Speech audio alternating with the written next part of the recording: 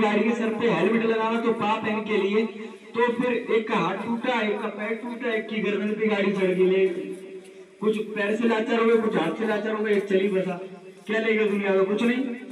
तो कहने का मतलब ये, अगर यहीं पे आप बाइक की जगह अगर आप पैदल या फिर आप साइकिल से सफर करेंगे तो मुझे लगता है आपकी बॉडी चलेगी तो हमारा पूरा शरीर चलेगा तो जिससे हमारी शरीर में जितनी भी बीमारी है वो बॉडी चलेगी तो पसीना आएगा तो हमारा शरीर काम करना है, मतलब जो पसीना आएगा तो उससे हमारे शरीर की बीमारियां खत्म होती हैं।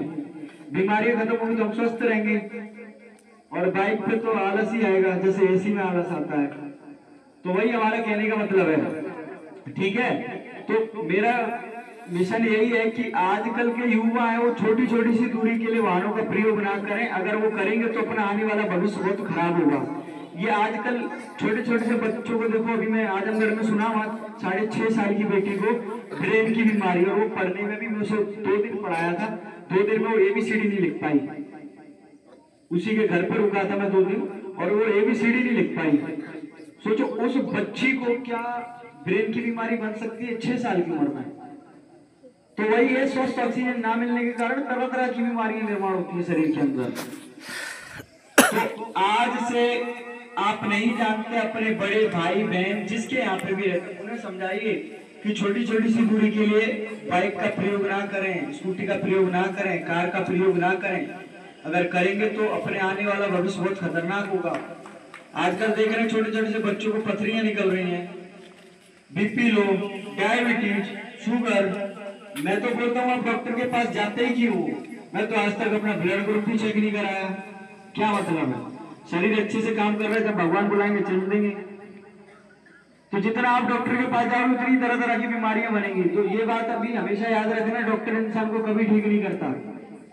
और इसका भी बता दूं आपको साफेद शब्दों में कि जब तक आप डॉक्टर की खाई दवाई को टाइम टेबल से नहीं खाएंगे, उसकी दी हुई खुराक का परहेज नहीं करेंगे तो डॉक्टर MBBS हो चाहे कुछ भी हो ठीक नहीं कर पाएगा आपको। हमको खुद अपना शरीर ठीक करता है। हमको बीमार हमारी टेंशन करती है कि भैया हमको बुखार हो गया, हमको ये हो गया, हमको वो हो गया। तो कहने का मतलब यही है कि डॉक्टर, ये मत सोचना कि डॉक्टर हमको ठीक करता है। जब आप परहेज नहीं करेंगे तो डॉक्टर कभी ठीक नहीं कर पाएगा हमको, ठीक है। तो पहला मिशन हमारा ये था, स्टॉप पॉल्यूशन सेवर, यानी कि छोटी छोटी सी दूरी के लिए वाहनों का प्रयोग ना करें, क्योंकि अपना आने वाला भविष्य बहुत खतरनाक होगा। और अपने देश का जो युवा है वो इसी यात्रा में चल बस रहे हैं। बाइक में, कोई किसी में, कोई नौकरी की वजह से फांसी खा रहा है, कोई एक्सीडेंट में मर रहा है, कोई किसी की वजह से मर रहा है, तो वो बचेंगे, ठीक है। तो पहला मिशन ये था कि कम से कम दूरी के लिए, छोटी छोटी सी दूरी के लिए वाहनों का प्रयोग ना करें और ज्यादा से ज्यादा पेड़ पौधे लगाएं। और सबसे बड़ी बात, जो अपना उत्तर प्रदेश को पहचाना जाता है सबसे ज्यादा गंदगी वाला इलाका, पहचाना जाता है नहीं पहचाना जाता है? हाँ, तो उसको स्वच्छ कौन बनाएगा? उसको साफ सफाइयत में कौन रखेगा?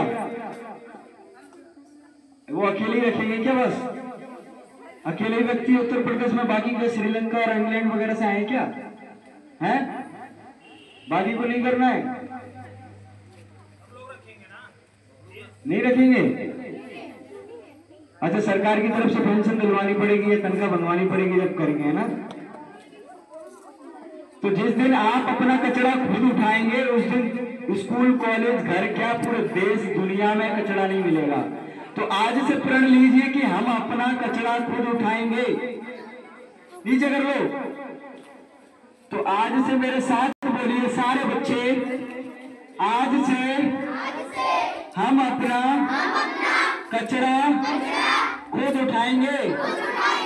हाँ, बोलना ही नहीं है, करना भी है काम। वो जय मूवी देखिए, वो कहता 3, मैं आप 3 को बता रहा हूँ, आप और 3 को बताना। फिर वो उनसे बोल रहा हूँ और 3 को बताएं, तो 3 से पूरे 3 देश की ही रीति रिवाज बदल जाएगा पूरा, ठीक है। तो पहला मिशन ये था। और दूसरे मिशन के बारे में बात करते हैं। नीचे लिखा right dedicate to disable people, दिख रहा है? नहीं दिख रहा है तो सुनाई तो दे रहा है ना सबको? तो अच्छा, मैं एक वर्ड का नाम लूंगा। जैसे मान लीजिए ये चीज है मेरे हाथ में, इसका एक नाम तो एनी से बहुत कुछ बोलते हैं, बोलते हैं ना, तो वैसे ही में एक चीज का नाम लिखी हुई है, लेकिन वो है एक ही चीज, उसके 4 नाम है, 2 हिंदी में है, 2 इंग्लिश में है, ठीक है। तो उसका मैं बोलना चाहता हूँ, पहला वर्ड है, ये लिखा है डिसेबल्ड, ये इंग्लिश वर्ड है। दूसरा है इंग्लिश वर्ड, सिर्फ जिसको पता है वो हाथ खड़ा करना, मुंह से कोई कुछ नहीं बोलेगा, फिर मैं पूछूंगा। पहला वर्ड लिखा है इस पे डिसेबल्ड। दूसरा है हैंडीकैप, ये भी इंग्लिश वर्ड है, हैंडीकैप। पता आपको कि घड़ी सेट कर रहे हो? हाँ? तीसरा वर्ड है दिव्यांग।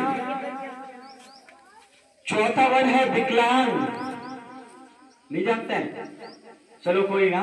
अच्छा, दिव्यांग जो वर्ड है वो अभी कुछ टाइम पहले 2025 में ही अपनी सरकार द्वारा दिया गया है, और दिव्यांग वर्ड बहुत अच्छा वर्ड माना जाता है। मैंने सुना है, कंफर्म नहीं है, लेकिन सुना है कि बहुत सम्मानित वर्ड है, सम्मानित शब्द है। तो मैं बताना चाहता हूं कि शरीर से जो आधे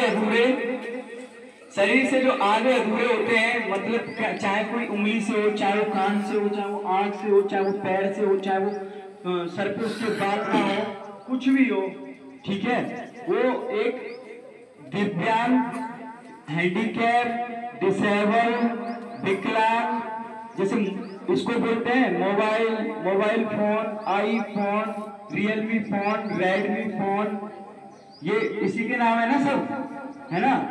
तो ऐसे ही वो भी एक वर्ड है। जैसे कि उदाहरण के तौर पे आपके सामने मैं खड़ा हुआ हूं, दिख रहा हूं, मैं भी 55% दिव्यांग, विकलांग, हैंडीकैप, डिसेबल्ड, जो आप सोचना चाहें, जिस वर्ड से आप समझें वो वर्ड। देखो, इसी से मैं 12th और 10th के एग्जाम दिया हूँ, और ITI के भी एग्जाम इसी से दिया हूँ, कंप्यूटर से।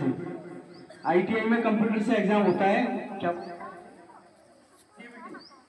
CBT एग्जाम होता है ITI में, गवर्नमेंट ITI किया हूं मैं, तो उसमें CBT एग्जाम होता है, वो भी कंप्यूटर से दिया हूं। तो ये इसी हाथ से लिखा हूं और इसी हाथ से खाता हूं, इसमें लास्ट अंगूठा है बस, और कुछ नहीं है, ठीक है। और ये सीधा हाथ है मेरा, इसमें लास्ट फिंगर है, इसी से मैं साइकिल की ब्रेक मारता हूं। मेरे जैसा और किसी के पास है क्या? कुछ किसी के पास नहीं है? अरे सब एक जैसे बनाए, मुझे क्यों अलग हटके बना भगवान? नहीं, सर को मैं देखा, और सर भी है, इतने अच्छे पद पे खड़े हुए हैं, वो भी टीचर है, वो भी देश की सेवा कर रहे हैं। तो मैं क्या, सर भी आपको समझाते होंगे, इस चीज के बारे में बताते होंगे, और मैं स्पेशल आया हूँ इस चीज के लिए। और ये भी यही खत्म नहीं होता है अभी सर ने 2 हाथ देखे थे, तो 2 हाथ ही बता पाए, और कुछ देखा ही नहीं सर ने। और ये भी पैर है मेरा, देखो दिख रहा है, ये पैर है मेरा, इसमें काला धागा बना हुआ आया था मेरे बचपन से। ये वाला पैर मेरा छोटा है, ये वाला पैर मेरा बड़ा है, और इसी से मैं साइकिलिंग करता हूँ, मैं जिम्नास्टिक करता हूँ, मैं रनिंग करता हूँ। 50 किलोमीटर साइकिल चलवाने के बाद मैं 10 किलोमीटर रनिंग कर लूंगा। ना मैं दूध खाता हूँ, ना मैं दूध पीता हूँ, ना मैं दही खाता हूँ, ना मैं चने खाता हूँ, ना मैं घी खाता हूँ, बस मैं रोटी और सब्जी खाता हूँ। नहीं पाएगी, लड़ जाएगी मम्मी पापा से।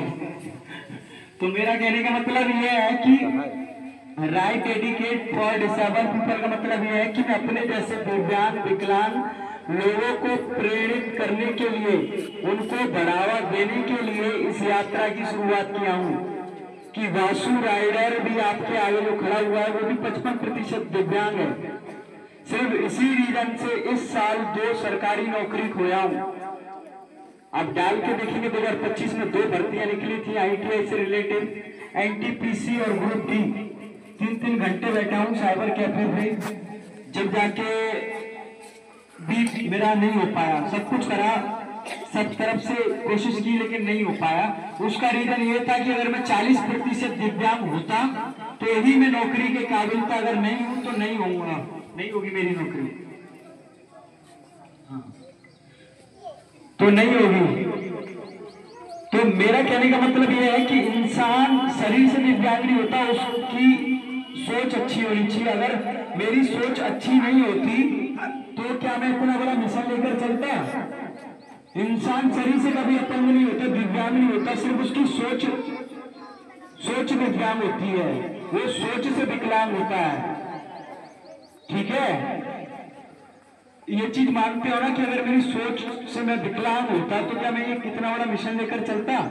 और 2 जून 2025 में निकला हूं और 2028 तक लगातार चलूंगा।